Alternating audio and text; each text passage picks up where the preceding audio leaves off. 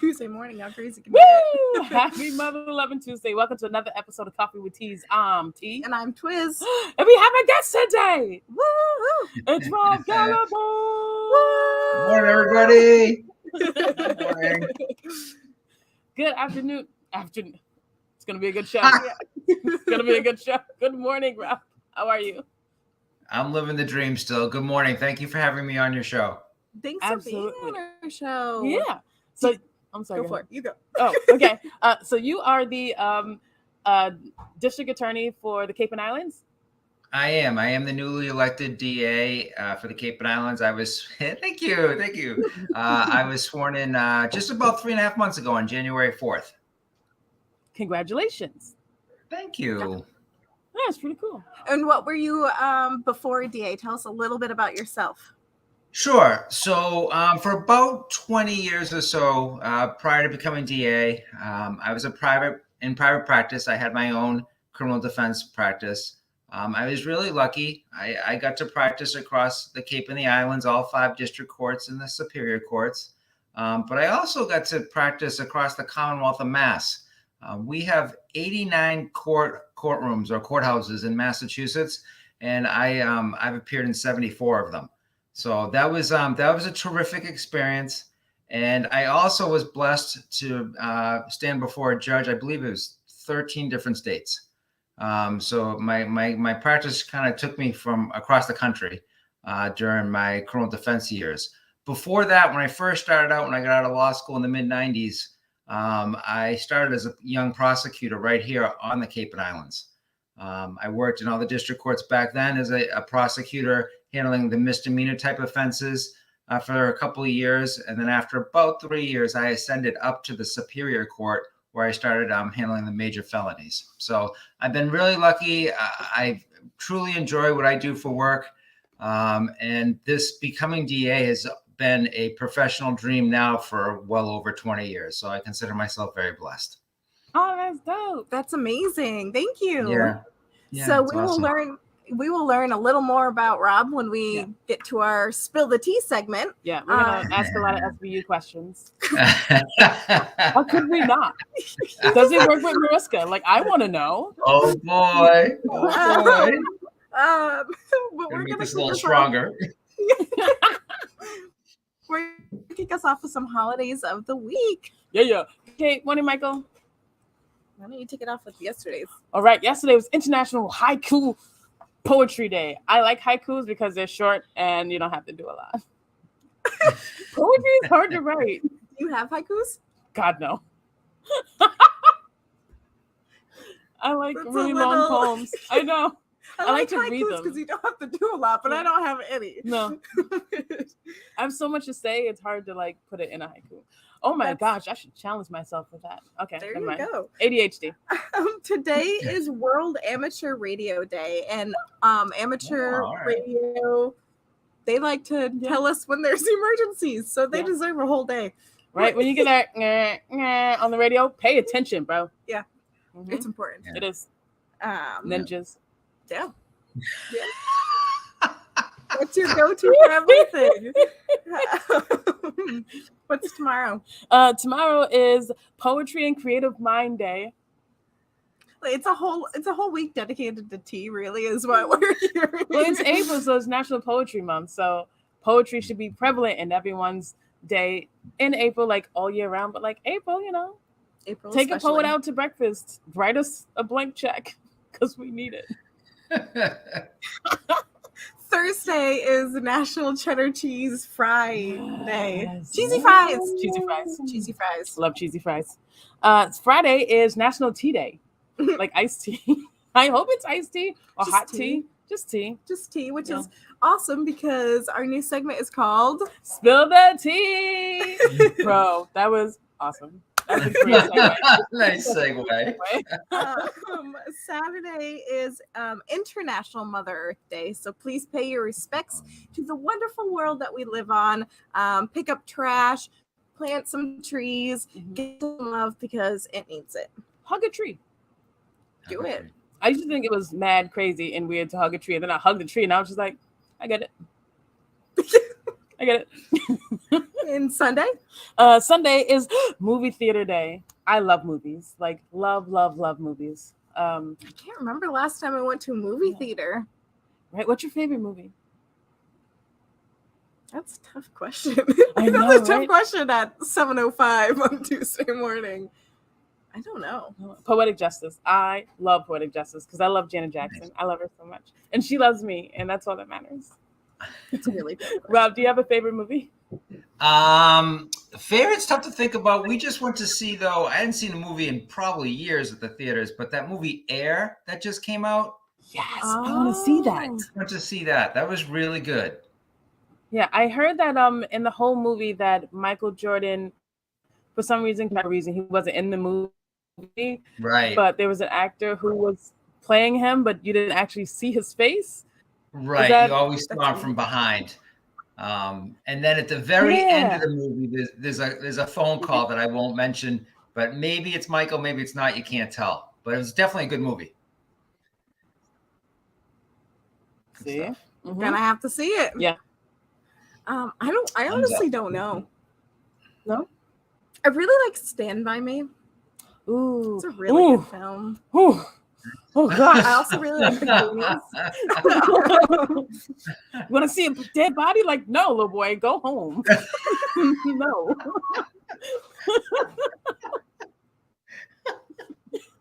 That's why you've never gotten into trouble. That's right. No, Like, just go home. just go home. What are you doing? End of movie. What's your favorite movie? People in the comment section. Yeah. Well, Kate and Michael, but I know there are others. So, we would like to know. Yeah. Song clue? Song clue. All right. It is hard this week. Okay. You ready? I'll take the song clue. Okay. I got aggressive. Hold on. I'm ready. The song clue is it has to do with one of the holidays of the week, and a majority of people will be doing this today. Mm-hmm. And the artist clue is this artist has been prevalent for 70 years. 70. Mm-hmm. That's it. That's all you get. That's wild. That is wild. Insanity. That is. Mm-hmm. Kate's favorite movie is Casablanca. Oh, that's a beautiful movie. I guess I do know the answer. My Yeah. all-time favorite movie is It's a Wonderful Life. You've never I've seen never seen that, no. but that is my favorite movie in ever. That's the Christmas movie, right? It sure is. When like he dies and then comes back as like a ghost, but sees his life without him in it. Sort of. You're on the right track. Okay. All right. Yeah, you should see it. It's the best. Yeah. George Bailey.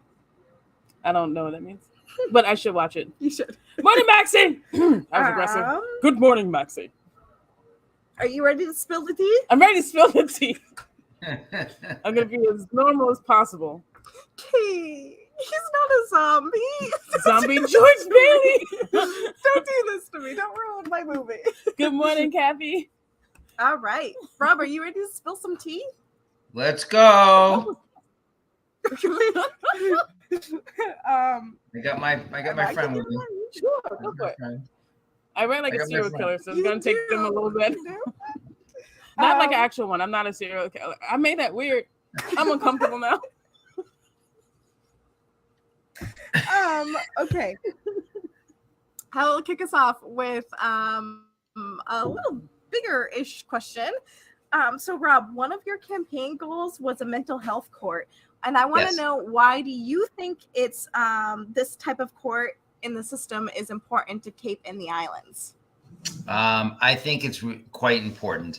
A statistic came out, and God bless me, I can't remember the name of the outfit off the top of my head, but this was around September, I think, so about a month or two before the election, where 90% of Americans agreed that as a country, we are in a mental health crisis. So first of all, let's just stop with the 90%. The fact that 90% of Americans agreed on anything is truly telling. I mean, truly. So the mental health court session is modeled off of what was formerly known as the drug court session, also known as the recovery session. And it's an exceptional specialty district court session where professionals in the field come right into the courtroom. and they work with the struggling defendant who appears before the judge. And they try to identify what is the core issue that caused the conduct that got the person into the court system. So once you start trying to learn and address and identify what that core issue is, then of course you can address it. And that's when the professionals continue to work with the probation officers and the judges and the lawyers, targeting the address of the problem. So when you do that, you have a greater success of reducing recidivism. And when you reduce recidivism, you make all of us safer. So it really is, in my opinion, kind of a common sense approach to a lot of cases that find their way into the district court system. Some other statistics have suggested that mental health cases, somewhere between 40 to 60% of the cases that come into district court, there's some level of a mental health issue. That's a lot of cases. So these sessions are set up across Massachusetts and other counties. We don't have them here in the Cape and the Islands. I got to witness them as I practiced at other courts across the Commonwealth. And I was just like, wait, why don't we have that down here? We could really use it. So I have to say, I've had some initial conversations with trial court members. They're receptive to it. So what, of course, it boils down to now is getting the funding together to actually launch the courts. So I'm excited about it. I'm hopeful for it. I think it will happen. And I think it may very well happen in my first year. I have a 4-year term. I think it will happen in my first year. So I'm excited. That's amazing. Yeah. Thank you so much for sharing. We're excited for you. Hopefully that you can find the funding, because I think it's definitely needed and prevalent. Me too. And can save a lot of lives. Yeah. Indeed. Indeed. Yeah. All right. You want to spill the second tea? Yep. Is that how we spill tea? Do we do it 1 and 2? I guess so.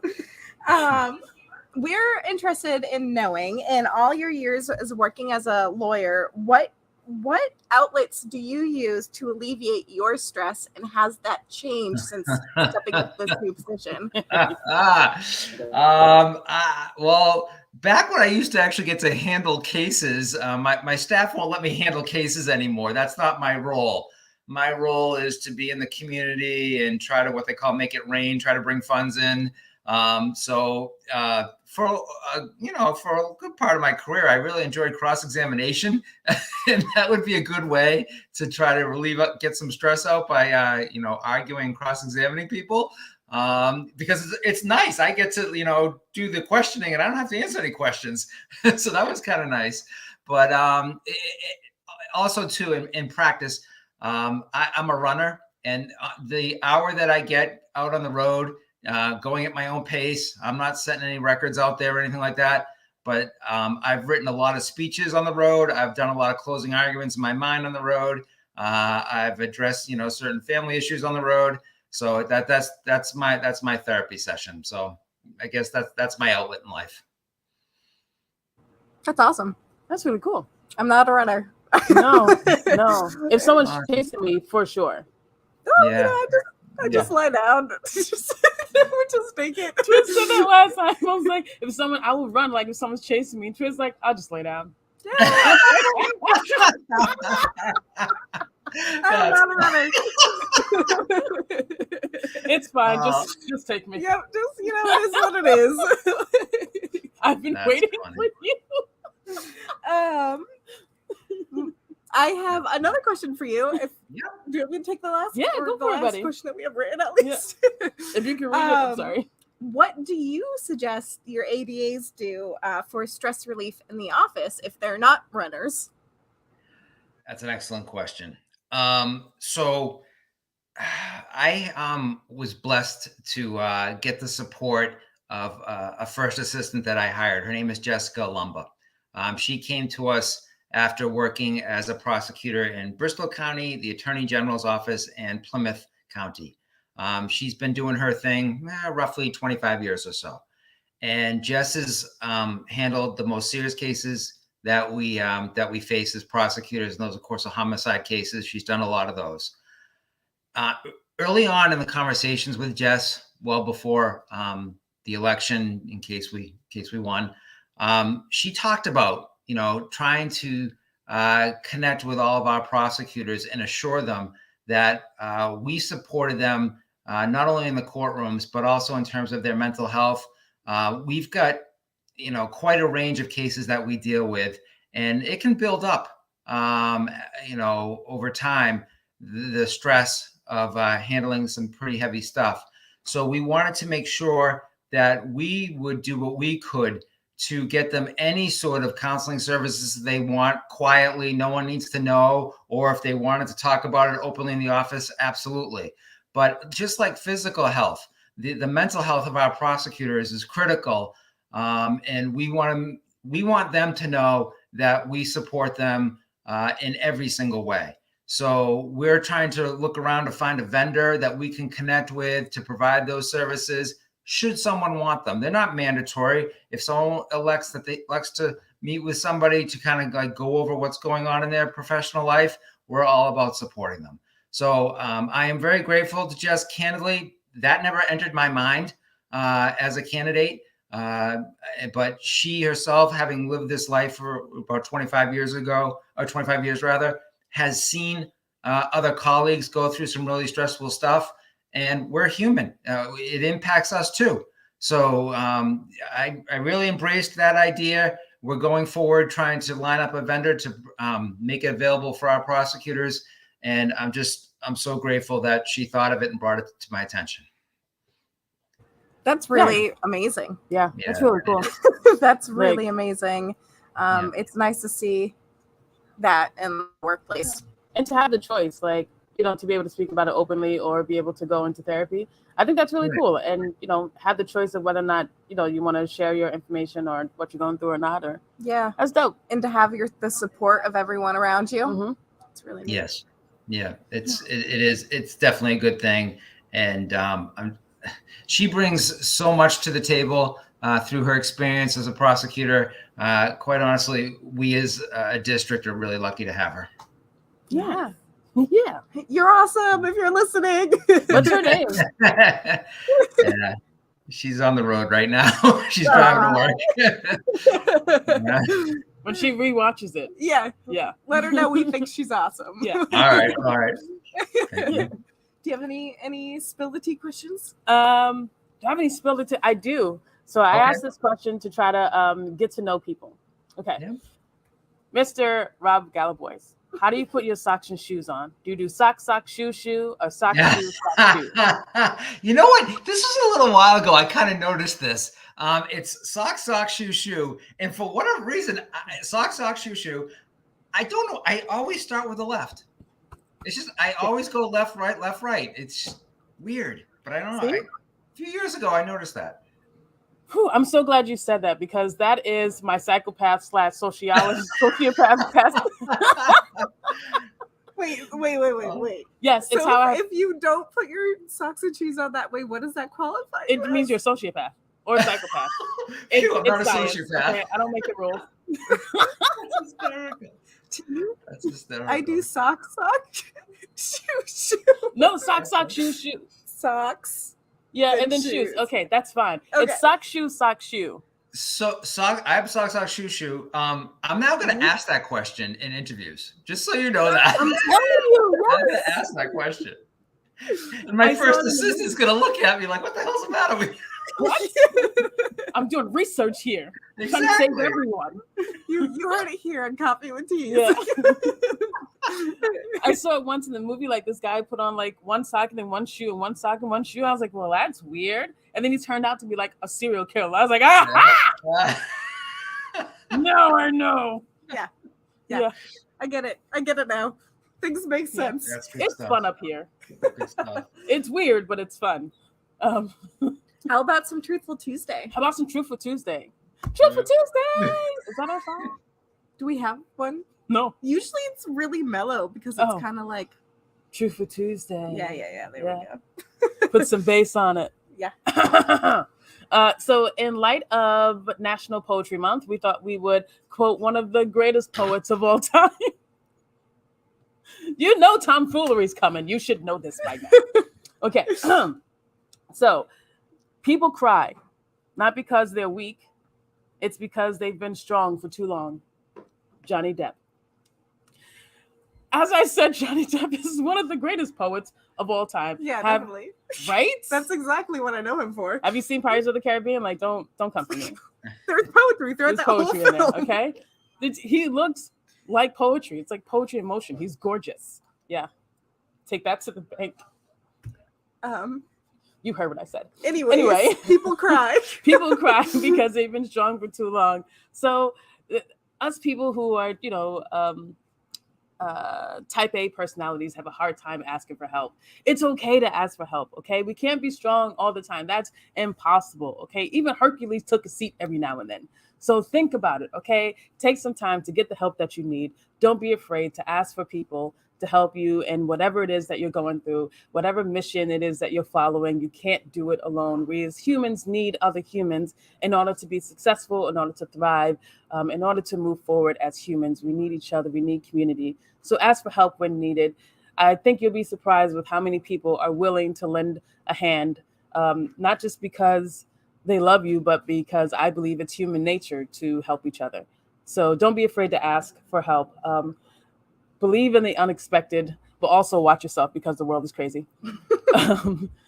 And be kind to yourself, and don't expect yourself don't put the expectations of yourself higher than you would anyone else.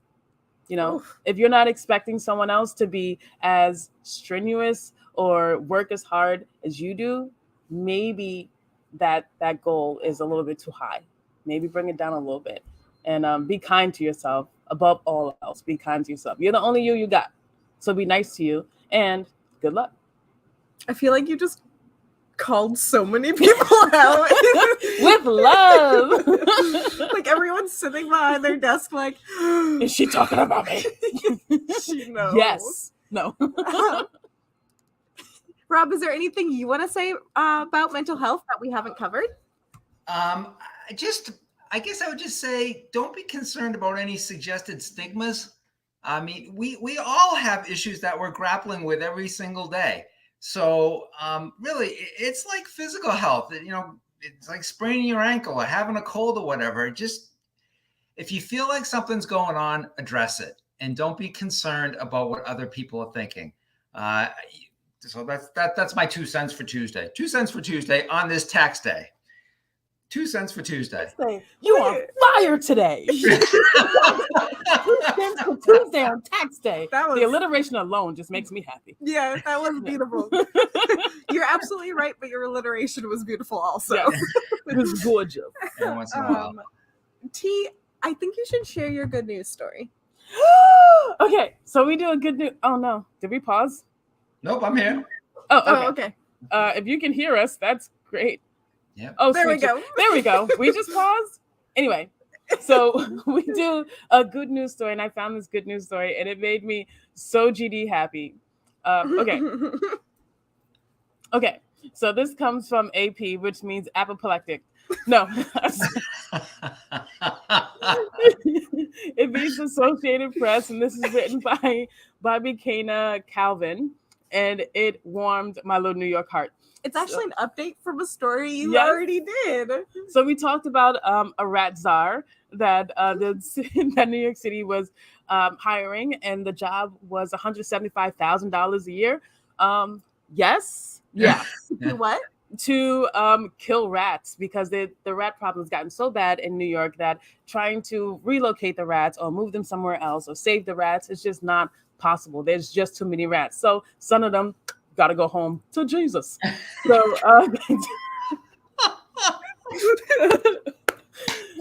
teachers pest. New York City hires former educator to slaughter rats. You heard me. Talk Okay. about mental health help. This is probably getting some rats got to go. Okay.